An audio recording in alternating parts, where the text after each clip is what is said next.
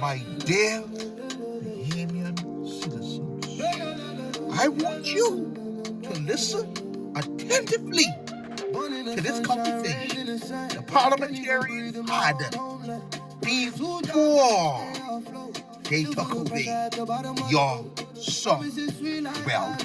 fund. Now, they all took bribes and kickbacks, except for one, Lewis. Look at it now. Election time again, and you still ain't see a dime of your money. Listen to them, how they talk behind closed doors when they think you ain't listening. This time we standing up, court. Take the boot off my neck. Take the boot off my neck. The Prime Minister also said that the management company has the potential to generate income because it may do business outside of the Bahamas. It may do business outside of the Bahamas. But this is an innovation that is first in the world. So the potential of this is tremendous. And if the potential is tremendous, all Bahamians ought to be able to personally purchase a piece of that company. We all should have an opportunity. And one of the things the Prime Minister said was that, it is going to require a $50 million capital to be able to map out and do all these different things. But that is a prime opportunity for Bahamians to be able to take, and it has to be a structure that is better than just saying we will give it to a mutual fund company and the mutual fund, and because the mutual fund company offers things that the ordinary Bahamian may not even be able to afford to get into.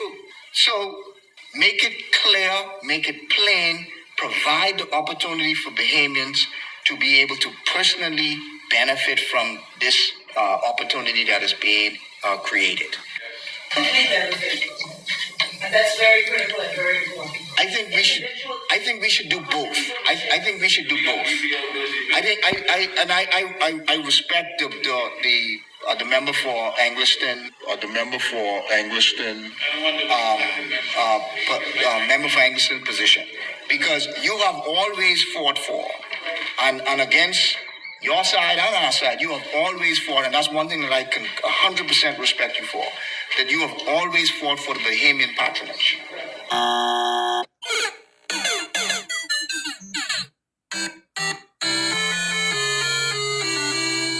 And the collective Bahamian patronage that we should all collectively be able to benefit from. And I agree with you that this again is an opportunity that we all should collectively be able to benefit from as well. And I would say let's maybe do both. See, Kwasi, this way you getting it wrong. You saying let's just maybe do both? What are you talking about? You are a manager. Hanna Martin is a manager. You all are Bahamians, but you were hired to do a job. The owners should partake in the management company and also get the benefits from the natural resources. What you mean, maybe? We are owners just like you. Every Bahamian should benefit from the management company and the natural resources. Maybe. As far as I'm concerned, when you use the word maybe, that woman already gets you to concede your point and agree with her. And you running behind her, stand your ground, fight for the Bahamian people. You put on pants, she's put on skirts. And sometimes when she's ready, she's put on pants too.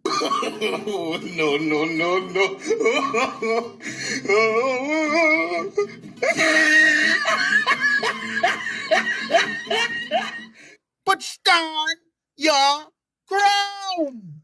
Right is right and wrong is wrong.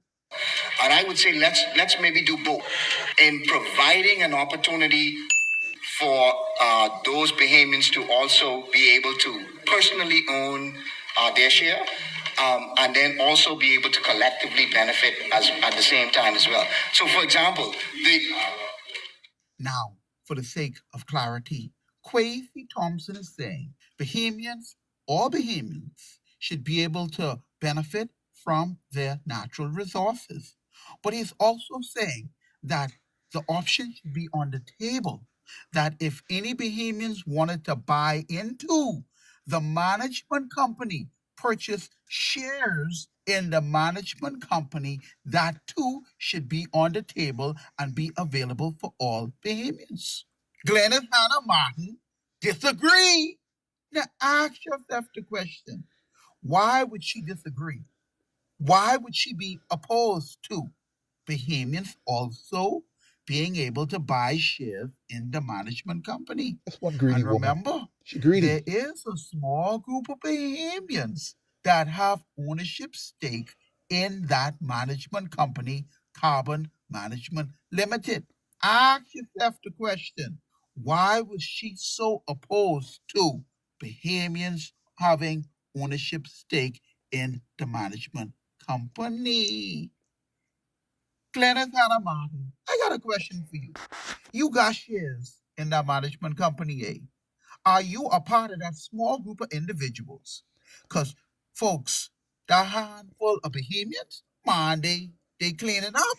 Because if it's only a handful of individuals that have ownership stake, when the profits come in, that only split in so many ways, and they're walking away with a lump sum. I think that was what the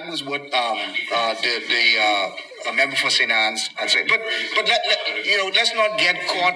Let's not get caught in the specifics of it. The specifics of it. Kwasi, this is where you get into the fine details. The devil is in the details. Now she smelled our blood in the water. Game is over. I'm arguing for the principle. I'm not arguing for a specific. Thomas will not continue to perpetuate a pattern that does not benefit the overwhelming majority. That's the issue. Thomas will not continue to perpetuate a pattern that does not benefit the overwhelming majority. That's the issue. Glennis Hanna Martin said that Kwasi Thompson is perpetuating that what they have planned to do will not benefit the overwhelming majority of Bahamians.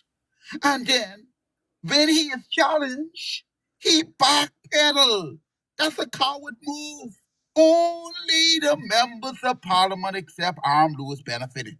The rest of the Bahamians ain't benefit a dime from our carbon credit money. The hypocrisy of that one Glennis Hanna Martin. You and I are aligned with respect to what you just said. That's not true. That's not true. Watch and listen for her response. That's why I'm arguing for this. That we should ensure that they are not just a few Bahamians. Just a few Bahamians. Just a few Bahamians who are getting the benefit from this. We must ensure that is not occurring. You know, we have a saying in our community. When you throw a rock into a pack of dogs, it is only the dog that is hit that is holler. This is what it sounds like. General Ferguson, you and I in this. Didn't I not tell you yesterday that there is a particular minister who controls a highly immigration area in Angleton? Highly immigration area in Angleton? Well, I understand this particular minister will get a cut of about $50 million. Will get a cut of about $50 million. Bulk of the average of what they're dealing with. That's the share of the money. This money's on the way now. You think this money far off, eh? This money's on the way. By the end of this period of now until December, the money will then be here. Some of the money. And the free national movements will cash in as well. So who do you trust? We understand the going figure among that group. And they can call me anytime they feel like, because I got the information. The going figure is about $1.5 million. Among them, other ministers are going to be in the high-profile area, too, with the category of collections. That's the scheme. That's the plan. That's what they have planned. How well it will work out, we shall see. But we cannot take the chance of making it work out and not protest. Parliamentarians, I got a document in front of me. Boy, some of y'all getting some big numbers. Some big numbers. And Hiram, let me tell you, you was Lewis. You was the only fella who resisted. Yeah, Hiram Lewis. So I want to congratulate you, Hiram, but same like everyone else, you know? Yeah, same like everyone else can't resist the temptation. And please note, for the record, the information Steve and Blackmail just gave you, they got that information from the research analyst Ricardo Thurston. He was the source of this information. But